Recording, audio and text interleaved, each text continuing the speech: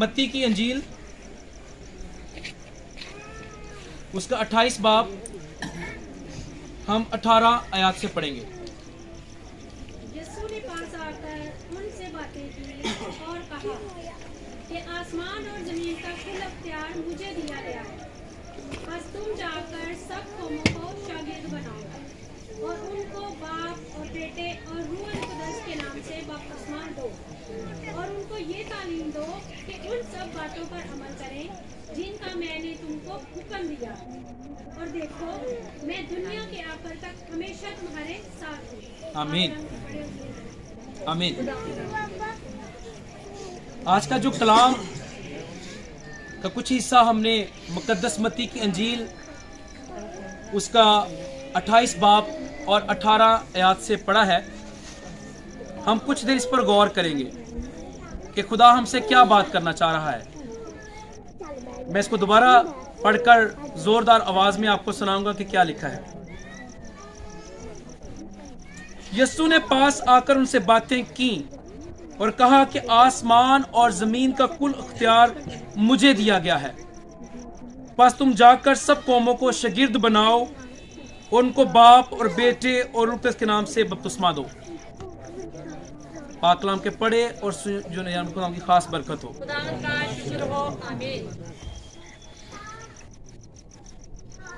मसीह यीशु में मेरी बहनों, भाइयों, बुजुर्गों, मैं इस कलाम को जो कि आज खुदा ने हमें दिया है इससे बात करने से पहले थोड़ा सा अपना तारफ ज़रूर करवाऊंगा कि आज हम क्यों इकट्ठे हुए हैं और ये जो आयत पढ़ी गई है और ये जो सामने पीछे लिखा हुआ है कि नो प्लान बी, ये फ्लेक्स क्यों लगा है, हम यहाँ पे इकट्ठे क्यों हुए हैं।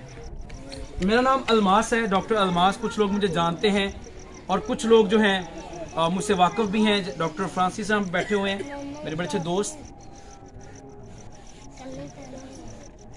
आज से 3 साल पहले मैं एक आम शख्स था जिसको कलाम की कोई वाकफियत नहीं थी। नो डाउट अभी भी मैं कलाम का स्टूडेंट हूँ और सीख रहा हूँ, एज अ एवेंजलिस्ट काम कर रहा हूँ। आज से 3 साल पहले मेरी ज़िंदगी जो थी बिल्कुल एक आम सी ज़िंदगी थी। सुबह जाना, शाम को जॉब करनी और वापस रात को घर आ जाना। लेकिन खुदा बहुत बड़े प्लान करता है। खुदा कई दफ़ा हमें बहुत सारी ऐसी मुश्किलें देता है ताकि हम खुदा की तरफ आ सकें। कई दफ़ा हम ये समझते हैं कि जो मुश्किलें आई हैं ये शायद हमारे ऊपर बड़ा मसला आ गया है, बड़ा गज़ब आ गया खुदा का। लेकिन कई दफ़ा कुछ मुश्किलें इसलिए होती हैं ताकि हम खुदा की तरफ आ सकें। तो ऐसी ही सुहानी सुबह थी कि मैं अपने बेड पर अपने बेटे के साथ लेटा हुआ था। ये जो मैं टेस्टामनी आपसे शेयर करने वाला हूँ ये एक एक लफ्ज़ सच है, क्योंकि मैं इस वक्त खुदा के मज़बा पे खड़ा हूँ, बाइबल मुकद्दस को लेके खड़ा हूँ। तो हम एक सीरियस बात कर रहे हैं। तो ये वाक़या जो है ये ऐसा ज़बरदस्त वाक़या है जिसने मेरी ज़िंदगी को तब्दील करके रख दिया।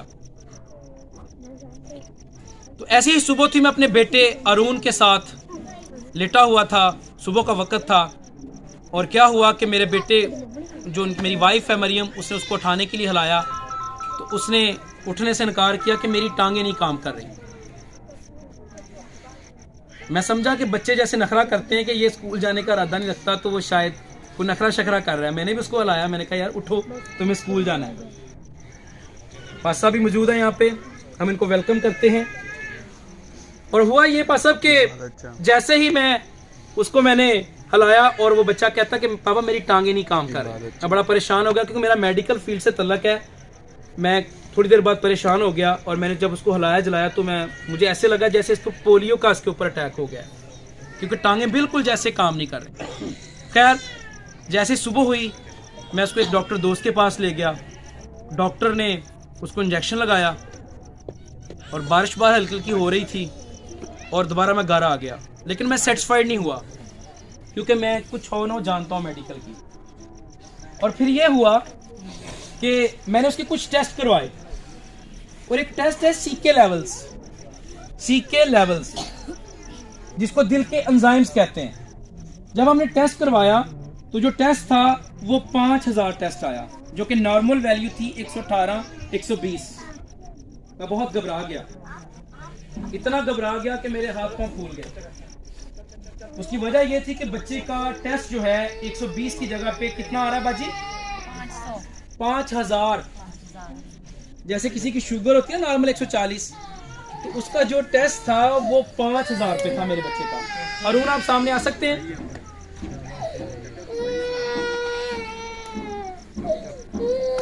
ये मेरा बेटा अरुण, जिसकी उम्र इस वक्त है 8.5 साल।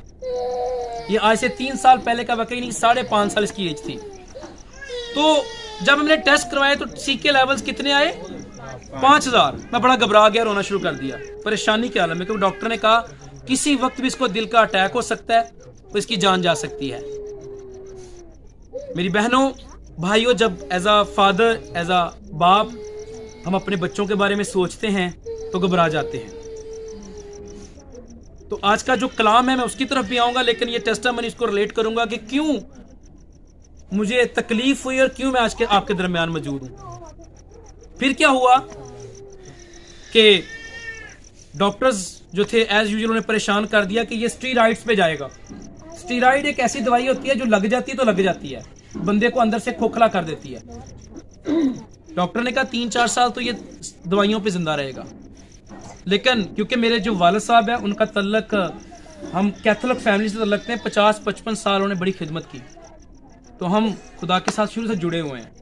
तो हमने क्या किया, नीचे बैठ के मैं और मेरी बीवी ने रोना शुरू कर दिया और खुदा के आगे गिड़गिड़ाना शुरू कर दिया और खुदा से मदद मांगी कि इस बच्चे को, बेटे बैठ जाओ, इधर बैठ, इधर कहीं बैठ जाओ, कि इसको सेहत दो। यही हुआ, हम इसको लेके फैसलाबाद चले गए। अगले दिन मेरी फ्लाइट थी, मुझे कोई बिजनेस टूर पे जाना था तुर्की। वहाँ पे मुकस्सा मरीम का घर मैंने प्लान किया, वहाँ हमें देखने जाना है सारा कुछ।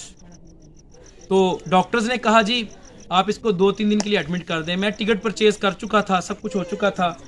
तो मैंने कहा डॉक्टर साहब मतलब ज़्यादा मसले वाली गल आ। डॉक्टर साहब ने कहा तुम्हारे सामने है। तो मैं अगले दिन कहीं नहीं जा सका और मैंने कहा ठीक है मैं बेटे के पास हूँ। तो डॉक्टर्स ने कहा कि ये बड़ी आजमाइश का वक्त, आप दुआ करें। मुस्लिम डॉक्टर था, तो हमने उनको बताया कि हम क्रिश्चियन हैं, तो हम दुआ कर रहे हैं हमारा खुदावंद जो यीशु मसीह उसको शिफा देगा। बड़ी ख़तरनाक सूरत हाल बन गई मेरे अजीज़ों। इतनी सूरत हाल बन गई कि बच्चा सांस लेना मुश्किल होता जा रहा था।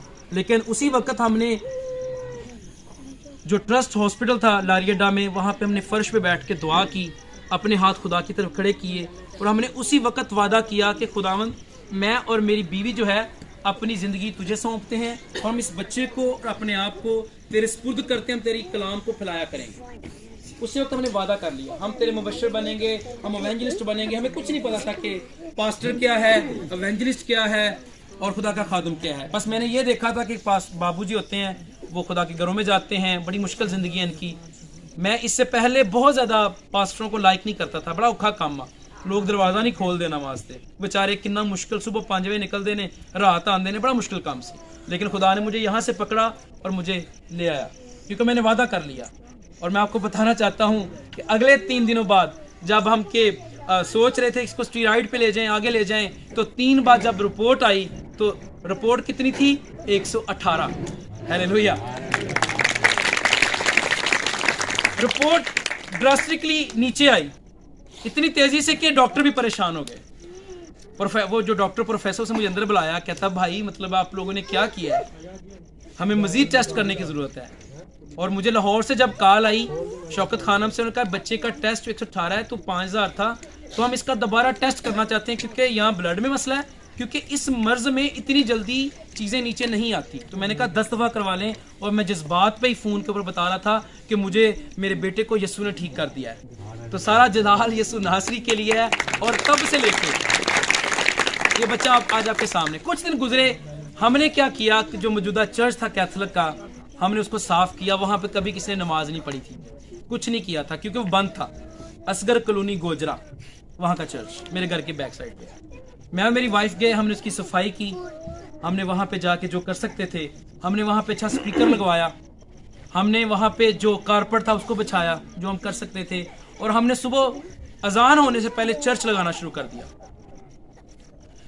घर चर्च में कोई नहीं आ रहा था क्योंकि लोग आदी नहीं थे चर्च लगने का।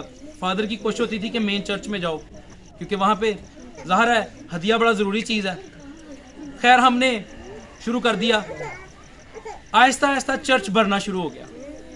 जब चर्च भरना शुरू हो गया, कई दफ़ा ऐसा होता है जब हम मुश्किल से निकल जाते हैं तो हम क्या करते हैं, हम भूल जाते हैं अपने वादों को, लेकिन खुदा के कलाम को भूल जाते हैं। तो मैं और मरियम भी भूल गए, और हमने क्या किया कि हमने वो जो डॉक्टर साहब जो वादा था उसको भूल गए। और उसी वक्त फादर को सूझी, जो मौजूदा फादर था, मैं ज़रा ब्लंट बंदा हूँ, मैं बात सामने करता हूँ, जो मौजूदा था उसने कहा कि अब लोग बड़े इकट्ठे होने शुरू हो गए ने, हुण इत्थे बहु मनात जिहड़ा इत्थे होना चाहिए। ठीक है, खुदा उनको भी बड़ी बरकत दे। जब बाबूजी आए तो रेगुलर काम नहीं चला और लोग फिर चर्च खाली, हमने भी जाना छोड़ दिया क्योंकि हमें तो अपना मतलब निकाल लिया था खुदा से, हमारा बच्चा ठीक था। फिर 1 साल बाद जब हम सब कुछ भूल गए, अरुण फिर बीमार हो गया, लेकिन अब मुझे पता था कि अब इसका मसला क्या है। अब मैं जानता था कि प्रॉब्लम इसके मतलब सीके लेवल्स पे नहीं है, प्रॉब्लम हमारी तरफ है। हमने क्या किया मेरी बहनों के, हमने अब इस दफ़ा दवाई नहीं ली, हमने क्या किया कि हम सीधे गिरजा लगाया, हमने दोबारा दुआ शुरू कर दी। इसी दौरान मुझे मौका मिला मेरे अदारे की तरफ से इटली जाने का, रोम जाने का। कितने लोग रोम को जानते हैं? इटली रोम का किसने नाम सुना है? ठीक है, ये एक मुल्क है जहाँ पे पोप साहब बैठते हैं। हर बंदे की ख्वाहिश होती है वो अपने पेशवा को देखे, उनको मिले, बड़े लोगों को मिले। मेरी भी ख्वाहिश थी, मैंने वहाँ ट्रैवल किया, बड़ा खुश था कि यीशु मसीह की चीज़ें देखूंगा। मैंने वहाँ पे जो चीज़ें थी बहुत सारी देखी। यीशु मसीह का वो जो उसके हाथ में कील लगा इतना बड़ा, वो भी देखा। मैंने यीशु मसीह के जो सर पे जो कांटों का ताज रखा गया था, मैंने वो भी देखा। मैंने वो भी चीज़ें देखी जो यीशु मसीह से बहुत रिलेटेड थी। उसी दौरान मुझे वेटिकन सिटी जाने का मौका मिला। वेटिकन सिटी मतलब जहाँ पे पोप साहब बैठते हैं। मैं वहाँ बड़ा खुश हुआ, उनकी संडे को जो पाक मास थी वो अटेंड की। जब मैं वापस आया तो मेरे अजीजों कुछ क्वेश्चंस लेके आया, परेशान थी मेरी रूह अंदर से। मैंने